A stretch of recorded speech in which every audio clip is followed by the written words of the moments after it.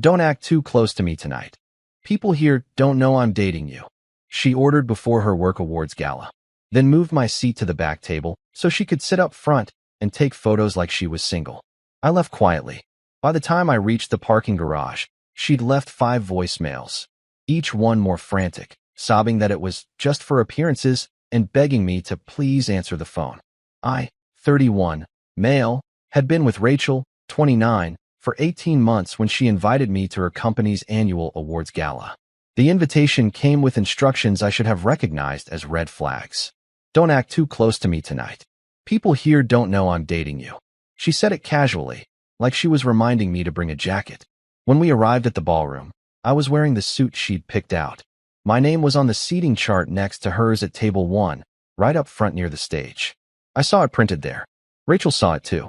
Then she walked to the event coordinator and had my seat moved. Not to table 2, not to table 3, to table 12, in the back corner, near the kitchen doors. She sat up front with her colleagues, posed for photos, laughed into the cameras like she'd arrived alone. I watched from the shadows for 30 minutes. Then I stood up, walked through the ballroom, and left. No explanation. No goodbye. No scene. By the time I reached the parking garage, my phone was exploding. 5 voicemails in 8 minutes. Each one more frantic than the last. She was sobbing, saying it was just for appearances, that she needed to maintain her professional image. I listened to each message once. Then I deleted them all and drove home. If I wasn't good enough to stand beside her publicly, I wasn't staying beside her privately. Rachel and I started dating in March of the previous year. We met through a mutual friend at a weekend hiking group. She was sharp, confident, driven. She worked in corporate consulting, the kind of job where people wore expensive watches and talked about quarterly projections over brunch. I worked in logistics management. Good job, stable income, nothing flashy. For the first 6 months, everything felt normal. We went to dinners, spent weekends together, traveled twice. She introduced me to her close friends. I introduced her to mine. We talked about moving in together by the end of the year. But there was always a line she wouldn't cross. Her work life was separate, completely separate. She never invited me to office happy hours, never mentioned me to her colleagues. When I asked why, she'd smile and say, "Work is work. I keep it professional." I didn't push it. I figured everyone had boundaries. The first crack appeared in October. Her company was hosting a networking mixer at a rooftop bar downtown. She asked if I wanted to come. I said yes. 2 days before the event, she texted me. "Actually, maybe skip this one. It's mostly internal politics. You'd be bored." I let it go. A week later, I saw photos from the event on her Instagram. She'd posted them publicly. In every shot, she was standing close to a guy named Evan, her team lead. Arms around shoulders, smiling wide. The captions were casual, but the optics weren't. When I brought it up, she laughed it off. "That's Evan. We work together. It's nothing." "You didn't want me there," I said. "Because you don't know anyone. It would have been awkward." I dropped it. But the discomfort stayed. In December, her company announced the annual gala. Black tie event. Awards ceremony. Dinner and speeches. She told me about it over coffee one Saturday morning. "It's formal," she said. "Like, really formal. Are you okay with that?" "I can do formal," I said. She nodded. "Good. Just don't expect it to be super social. It's a work thing. You want me to go, right?" "Of course," she said. "I want you there."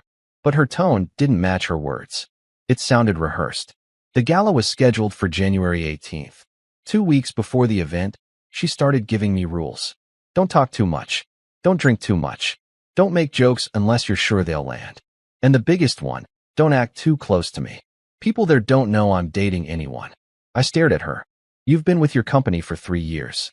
How do they not know?" "I keep my personal life private," she said. "It's just easier that way." "Easier for who?" She didn't answer. The week before the gala, Rachel's behavior shifted. She was anxious, checking her phone constantly, rehearsing her speech for the awards presentation. She was nominated for a team leadership award. It mattered to her, but she was also erasing me. On Monday, she asked me what I was planning to wear. I told her, black suit, white shirt, dark tie. Standard formal. "Do you have a navy suit?" she asked. "No." "What?" "Navy might be better. Less obvious." "Obvious how?" She hesitated. "Just less matchy with everyone else." I didn't own a navy suit, so she took me shopping. We went to a department store downtown. She picked out a suit that looked fine but felt off. Too plain. Too forgettable. When I tried it on, she nodded approvingly. Perfect, she said. You'll blend right in. Blend. That was the word she used. On Thursday, the seating chart went live on the event app. Table assignments were posted. I checked mine. Table 1. Seat 4. Right next to Rachel. I texted her. Looks like we're sitting together.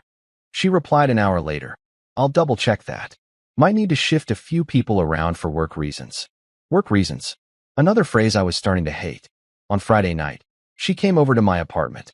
We were supposed to watch a movie, but she spent most of the evening scrolling through her phone, liking posts, responding to messages. I asked her what she was working on. Just coordinating with people for tomorrow, she said. Coordinating what? Photos.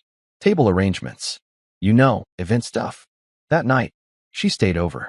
In the morning, she was up early, hair done, makeup perfect. She was already dressed in her gown, a deep green number that probably cost more than my rent. She looked stunning. You look amazing, I said. She smiled, but it didn't reach her eyes. Thanks. You should start getting ready soon. We need to leave by 5. 5. The event starts at 7. I have to be there early. Photos. Prep. You can come with me, but you'll have to wait in the lobby for a bit. Wait in the lobby? Just while I do the pre-event stuff with my team. It won't be long. It was another small cut.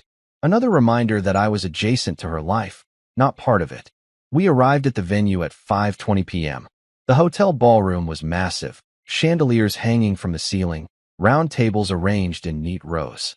Staff were still setting up, adjusting centerpieces, testing microphones. Rachel walked in like she owned the place. I followed a few steps behind. She stopped near the entrance, turned to me, and said the words that made everything click into place. Don't act too close to me tonight. People here don't know I'm dating you. I felt my chest tighten. What? Just keep it low-key. Professional. We're here for the event, not to make a statement. Rachel, I'm your boyfriend. I'm not a statement. She glanced around, checking if anyone was listening. I know. I just need tonight to go smoothly. Please. I didn't argue. I nodded. I followed her inside. The first thing I did was check the seating chart again. My name was still listed at table 1, seat 4, right next to hers. I pointed it out to her. I saw, she said. I'm going to fix that. Fix it how? You'll be more comfortable at a different table.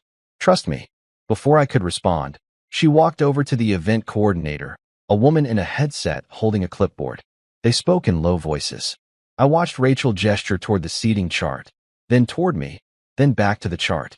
The coordinator nodded, made a note, and walked away. Rachel returned, smiling. All set. All set for what?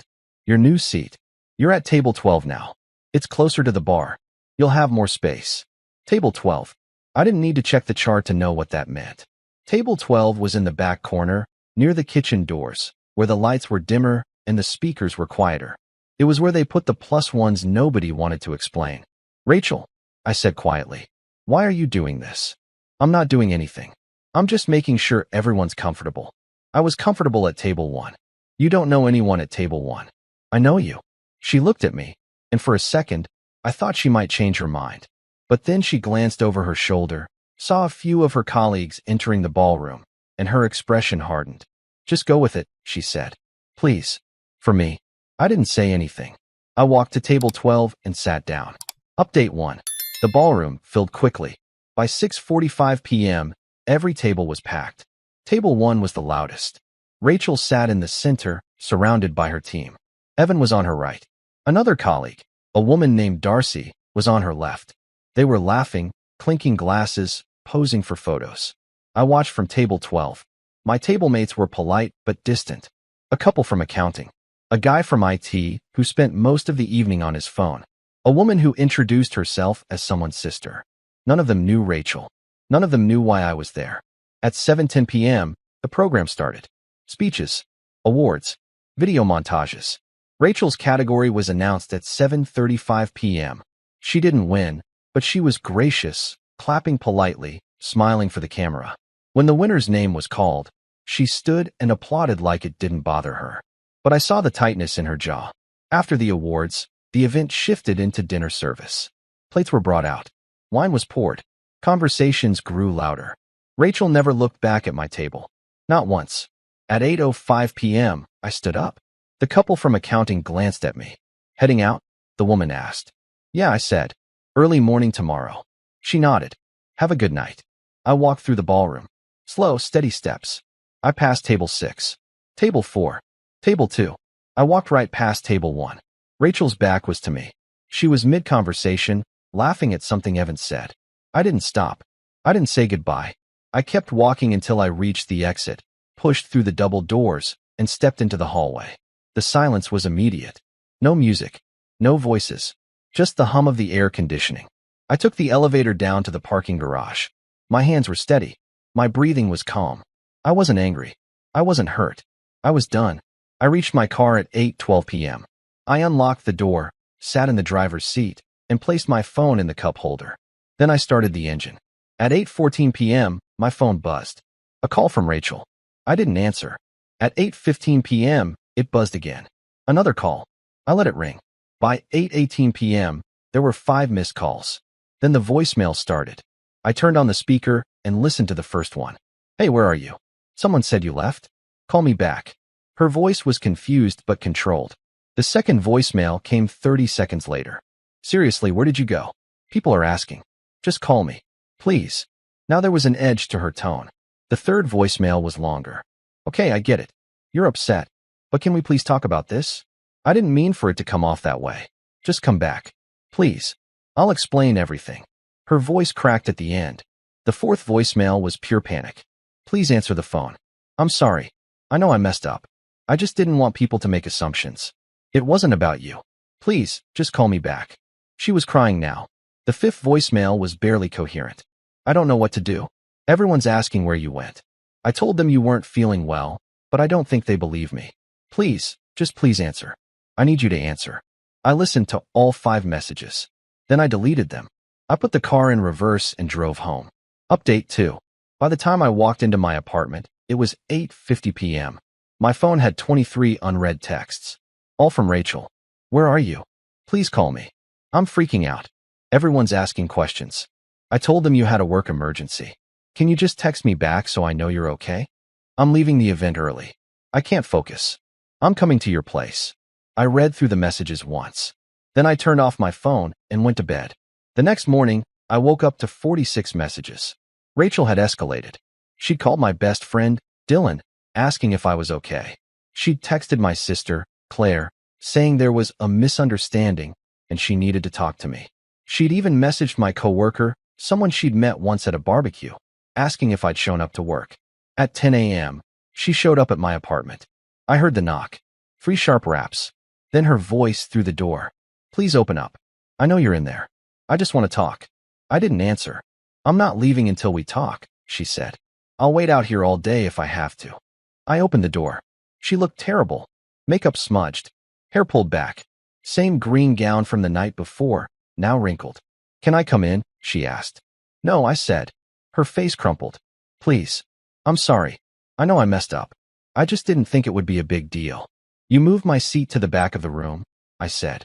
You told me not to act close to you. You treated me like I was something to hide. I didn't mean it like that. Then how did you mean it? She hesitated. I just didn't want people at work to make assumptions. You know how office gossip is. If people knew I was dating someone, they'd start asking questions, making comments. It's easier if I keep that part of my life separate. Easier for you, I said. For both of us, she said quickly. You don't want to deal with that either, do you? People prying into our relationship, making judgments. I wouldn't have cared, I said. But you clearly did. She reached for my hand. I stepped back. Please, she said. Can we just talk about this inside? I don't want to do this in the hallway. There's nothing to talk about, I said. If you're embarrassed to be seen with me, then we're done. I'm not embarrassed, she said, voice rising. That's not what this was about. Then what was it about? She opened her mouth, closed it, opened it again. I don't know. I just panicked. I didn't want people at work to see me differently. See you differently how? Like I'm less focused, less professional, like I have other priorities. You mean like you have a life outside of work? She didn't answer. I'm not doing this anymore, I said. We're done. Wait, she said, grabbing my arm. Please don't do this. I love you. I just made a mistake. You made a choice, I said. And I'm making mine. I stepped back into my apartment and closed the door. She knocked again, called my name. begged me to open up. I didn't move. After 10 minutes, the knocking stopped. I heard her footsteps retreat down the hallway. Update 3. Over the next 3 days, Rachel tried everything. She sent flowers to my apartment. I left them in the hallway. She sent a handwritten letter. I didn't open it. She called Dylan again, asking him to talk some sense into me. Dylan told her to leave me alone. She posted a cryptic Instagram story. Sometimes you don't realize what you have until it's gone. Within an hour, 3 of her colleagues had commented asking if she was okay. She deleted the post 20 minutes later. On Wednesday, she showed up at my office. I worked in a logistics hub on the east side of town. She'd never visited before. Didn't know the building layout. Didn't know which floor I was on. The receptionist called up to my desk, said someone was asking for me. I told the receptionist to tell her I was in a meeting. The receptionist relayed the message. Rachel left. That evening, I got a call from an unknown number. I answered.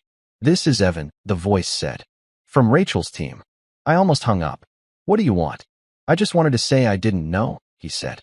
"About the seating thing. She told us you weren't feeling well and had to leave early. I didn't know she'd moved your seat." "Why are you calling me?" "Because she's a mess," he said. "She's been distracted all week. Crying in the bathroom. Missing deadlines. I don't know what happened between you two, but I think she really cares about you." "Then she should have acted like it," I said. "Yeah," Evan said quietly.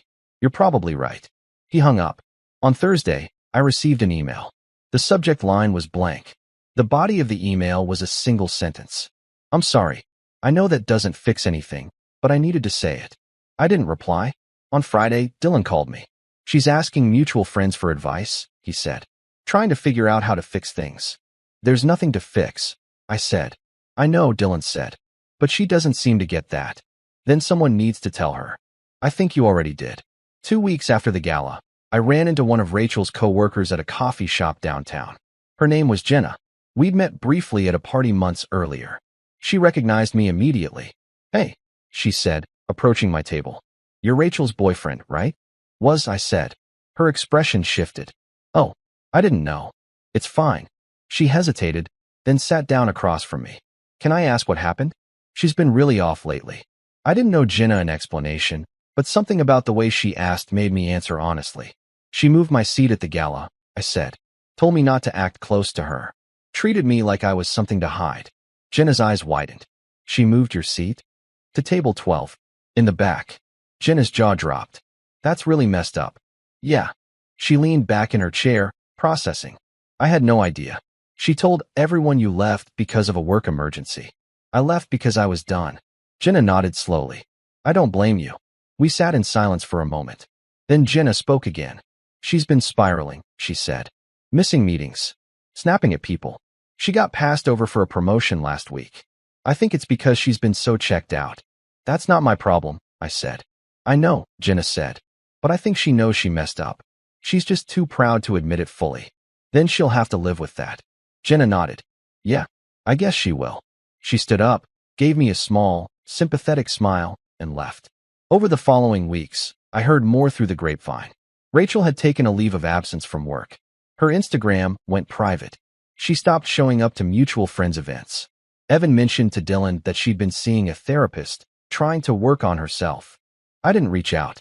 I didn't check on her. I moved forward. 3 months after the gala, I went on a trip to Portland with Dylan. We spent the weekend hiking, eating at food trucks, exploring the city. On the last day, we stopped at a bookstore. I was browsing the travel section when I got a text from an unknown number. "I know you probably don't want to hear from me, but I wanted to say I'm sorry. Really sorry. I was wrong. I let my insecurities get in the way of something good. I hope you're doing well." I stared at the message for a long time. Then I deleted it without replying.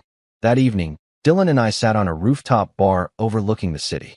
The sun was setting, the sky streaked with orange and pink. Dylan raised his glass. "To better choices," he said. I clinked my glass against his. "To better choices." I didn't think about Rachel. I didn't wonder what she was doing or who she was with. I thought about the version of myself who'd sat at table 12, alone in a crowded ballroom, and I was proud of the man who'd walked out. Some people spend their whole lives trying to fit into spaces that were never meant for them. I'd spent 18 months doing that with Rachel. But the moment I stood up and left, I reclaimed something I'd been giving away without realizing it, my dignity. I wasn't bitter. I wasn't angry. I was free. And that was worth more than any seat at table 1.